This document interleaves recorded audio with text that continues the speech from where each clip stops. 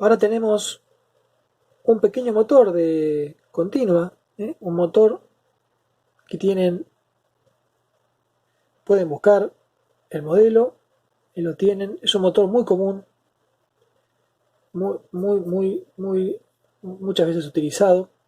Es un motor que entre sus dos bornes, cuando se le aplica una diferencia potencial, el motor gira, como es un motorcito de corriente continua, en función de cómo se aplique la polaridad en un sentido o en otro, el motor puede rotar en un sentido o en otro igualmente. Ahí tiene un engranaje. Bueno, lo que hemos hecho en este momento es soldarle un LED.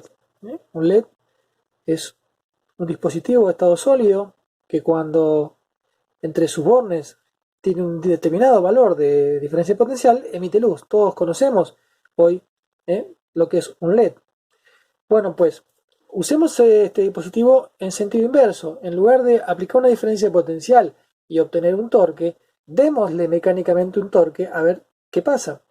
Fíjense, miren, si yo lo giro en este sentido, si yo lo giro en este sentido, no pasa nada. Si yo lo giro en sentido contrario ahora, si yo lo giro en este sentido, ¿qué observamos? Observamos que hay un pulso de luz. Un pulso de luz significa que por momentos, en función de, fíjense, si yo le doy un torque menor o un torque mayor, la luz es más intensa, señal de que la diferencia potencial aquí también lo es. En definitiva, este motor es un dispositivo reversible. Yo puedo aplicar una diferencia potencial y rota, o puedo hacerlo rotar mecánicamente y transformar esa energía mecánica en energía eléctrica que es capaz de polarizar un LED. Veamos cómo es esa forma. Conectemos, ya que está el osciloscopio detrás, conectamos. No hay nada más que el motor conectado con este LED y las pinzas del osciloscopio. Allí vemos cómo excursiona la señal. Fíjense, cada vez que yo... Esa es la forma de onda, es la FEM inducida que está generándose en este motor.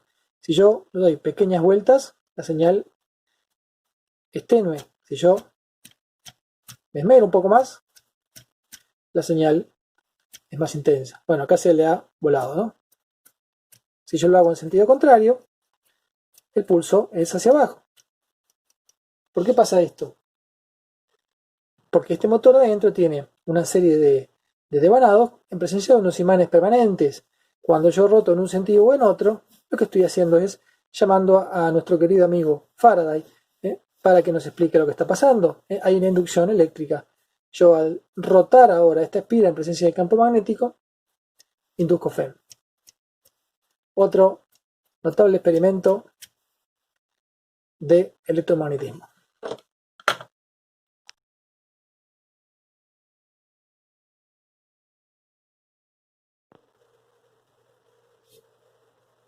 Todos sabemos que dos imanes de barra como estos se atraen por sus polos distintos y se repelen por sus homólogos. Vamos a la siguiente prueba. Aquí tengo un tubo de plástico. Dejemos uno de los imanes allí abajo y lancemos por dentro del tubo de plástico a este otro imán, pero de manera que ambos polos se repelan. ¿Qué sucede? Amortiguamiento magnético, si se quiere. Es decir, hay una repulsión y el tubo los obliga a estar enfrentados y este imán ahora queda literalmente, como pueden ver, en un equilibrio.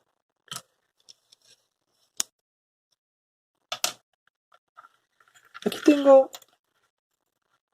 una simple bobina hecha con 100 vueltas de cable de cobre esmaltado. Vamos a depositarla a esta altura y esta bobina, sus dos extremos están conectados a la punta de prueba de este osciloscopio, que es el que vemos de fondo, el osciloscopio Es un instrumento de medición que nos muestra señales en función del tiempo. Repitamos la experiencia. Primero, ¿qué les parece que puede pasar cuando yo arroje este imán y caiga por el interior de este tubo? Cuando pase por, en definitiva, el núcleo de ese solenoide. Veámoslo.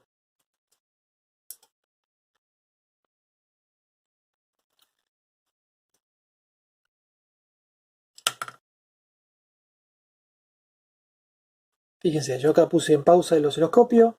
Ahí tenemos.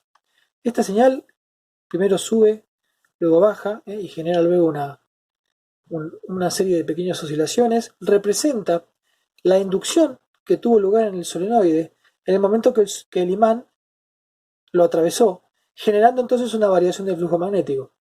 Esta segunda parte de acá sin duda tiene que ver con el rebote del imán en el suelo o en el piso de este tubo. Pero lo más interesante no es esto, lo más interesante va a ocurrir ahora. Vamos a dejar caer entonces ahora el segundo imán. Interesante, ¿no? Vamos de nuevo.